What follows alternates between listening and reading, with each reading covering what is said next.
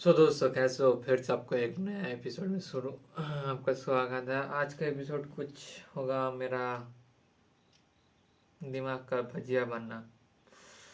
देखो मैं कुछ चीज़ें ऐसे कर रहा हूँ, अच्छा नहीं लग रहा है कुछ भी करने में अब। देखो सीधी सी बात है, मेरे को बहुत प्रॉब्लम आ रहा है किसी सब चीज़ों को समझने में, सब चीज़ों को करने में। क्या होता है, कैसे क्या डिस्क्राइब करते सी मतलब फिजिक्स के सारे कॉन्सेप्ट क्लियर करने में मेरा दिमाग का पसीना छूट रहा है। अगर ऐसा ही रहा तो मेरा उसके बाद का मतलब यही सेमेस्टर तो मान लो जैसे तैसे पास कर जाऊंगा। उसके बाद क्या करूंगा, मेरा तो उसके बाद का हर सेमेस्टर के ऊपर चिंता आ रहा है कि वो भी इस फिजिक्स की तरह इतना ही हार्ड होगा या फिर। अभी मैं इंग्लिश को थोड़ा सा ठीक से समझ नहीं पा रहा हूँ, बंगाली के अंदर ट्रांसलेट नहीं पा रहा हूँ। इसीलिए मतलब प्रॉब्लम हो रहा है। बेसिकली अगर ये मेरे पास बंगाली में होता तो फिर भी थोड़ा सा चलो मान लेते कि आसान होता, बट ये तो बंगाली पे नहीं है, इंग्लिश पे। इंग्लिश से ट्रांसलेट कर रहा हूँ, ट्रांसलेट के बाद लिख रहा हूँ।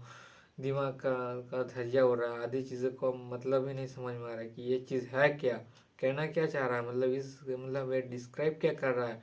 मतलब what this describe this meaning, what is the meaning of this. It's just be travel सा। मतलब 1 घंटा हो गया, मतलब मेरे को सिर्फ मैंने एक न्यूमेरिकल किया और एक क्वेश्चन किया, 2 क्वेश्चंस किया, वही वहाँ पे ही मेरा 1 घंटा चला गया। तो सीधी सी बात मैं ये समझ पा रहा हूँ, मेरे को ज़्यादा से ज़्यादा घंटा इन सब चीज़ों के ऊपर टाइम देना पड़ेगा ताकि तब जाके मैं शायद कुछ इस सब चीज़ों को सीख पाऊँ।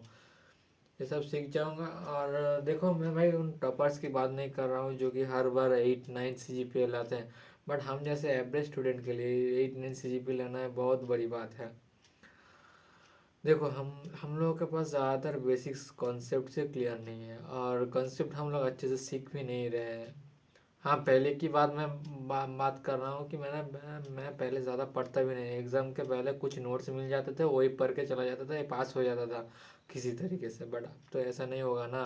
अब तो मैकआउट है, ये तो जैसे तैसे क्वेश्चंस देगा, उधर उधर उलट पलट करके, सीधा पीछे करके, उल्टा नीचे करके कैसे भी दे सकता है। इसका ज़्यादा से ज़्यादा क्वेश्चंस आता है, ज़्यादा से ज़्यादा पीछे से ही क्वेश्चंस आता है।